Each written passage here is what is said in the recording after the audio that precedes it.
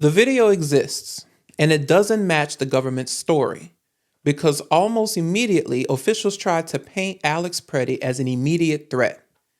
But when people watched the footage for themselves, that narrative collapsed. And once that happened, this stopped being about policy or procedure and became about a man killed in broad daylight in the middle of a major American city, and a federal government asking you not to believe your own eyes. It's your boy Trey, and welcome back to Pragmotiv News.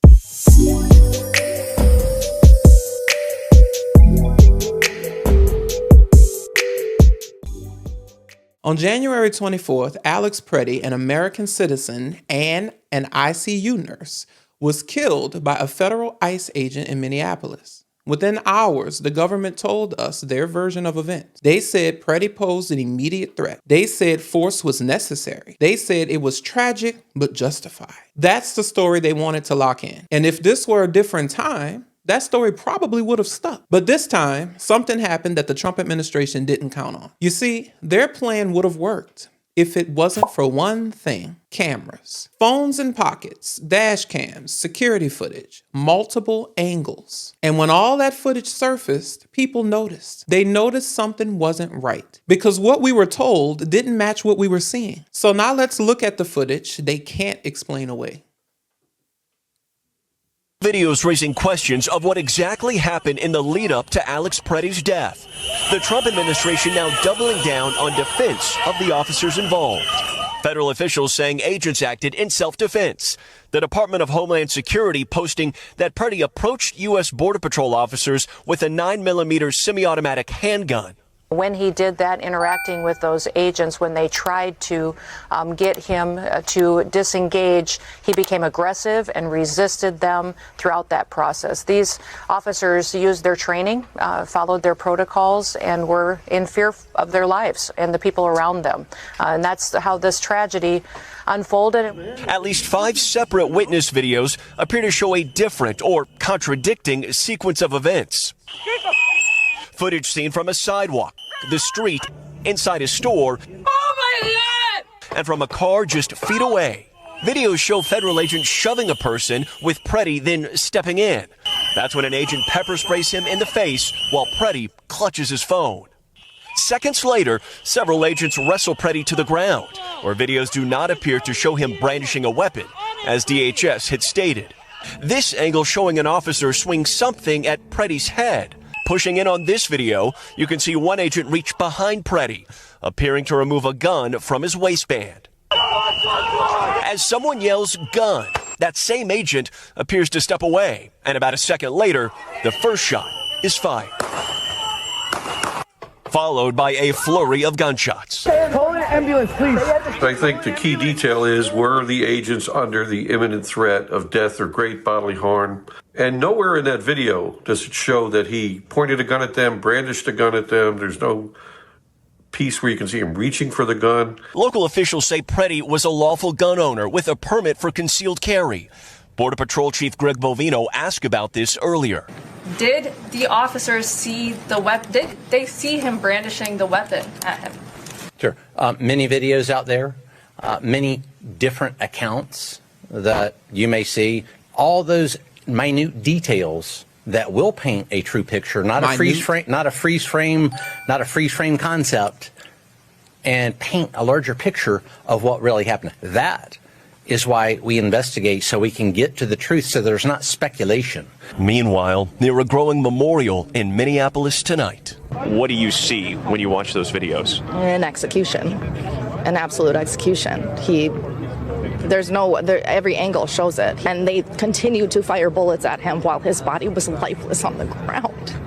And tonight, regarding those officers involved in the death of Alex Pretti, Commander Greg Bovino saying today that they have all been relocated out of state out of concerns they would be doxxed and or harassed, saying that none have been placed on administrative leave and all continue to work. This is so hard for me to watch. But here's the detail that detonated the story. The video appears to show agents disarming Alex Pretti, as you see, and then shooting him, not once, but multiple times. evidence. So ask yourself this. How is someone an imminent threat after they've already been disarmed? The administration says the footage is being misinterpreted. But as of right now, they haven't released a single piece of evidence that proves that. And when the public saw this, the strategy changed. So once the videos went public and people started asking real questions, the Trump administration announced that the agents involved were placed on administrative leave. Now that sounds serious until you know what that actually means. See, most of the time, administrative leave is paid. It's temporary. And in use of force cases, it's standard procedure. Meaning right now, no one has been charged or fired. And no one has been held accountable. And reporting backs this up. The agents were not sidelined or removed from duty. They were just moved, not punished, just reassigned. Which means the same people involved in this incident can do the exact same thing to someone else, just in a different city. And honestly, that doesn't surprise me. Not even a little, because we've lived this nightmare before. It was just a few weeks ago that we were sitting right here and talking to you about the killing of Renee Good, a mother of 3, also in Minneapolis and also involving ICE. And Trump's response back then wasn't empathy, it was escalation. He attacked her character, dismissed the outrage, and now reports suggest they're even investigating her spouse. Think about how twisted that is. A woman is killed by federal agents, and instead of accountability, the government goes after her family. Only Donald Trump could get angry at someone for being killed by his own agents, and then try to destroy the people they left behind. That's not leadership, that's cruelty, and it definitely is on brand for him, especially in light of what he is doing to Don Lemon right now. After having him arrested, his administration, most likely at his direction, posted on the official White House social media accounts, "When life gives you lemons." Trump really is despicable. So none of this is random. We have to talk about the system that made this possible.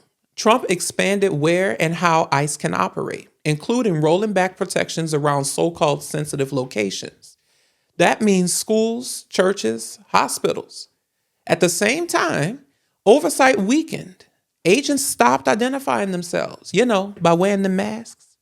Accountability completely disappeared. That's not accidental. That creates a force that answers to power, not the public. And when you give armed agents more authority and less transparency and fewer consequences, eventually people get hurt. Alex Pretti didn't die because of a fluke. He died because of policy. And when those systems cause harm, they don't take responsibility. They protect themselves. Now let's slow down and be precise, because words matter here. Do we have proof that Donald Trump personally ordered a cover-up? No.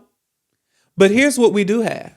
Official statements that don't match the footage, key evidence that hasn't been released, narratives changing in real time, and agents being shielded instead of scrutinized, and fake or AI-altered images being pushed to confuse the public. You don't need a signed memo to recognize the pattern. Delay, confuse, discredit, and wait for people to move on. They've done it before, but this time we can't let them, because this isn't fading away. This story matters because it forces people to confront reality.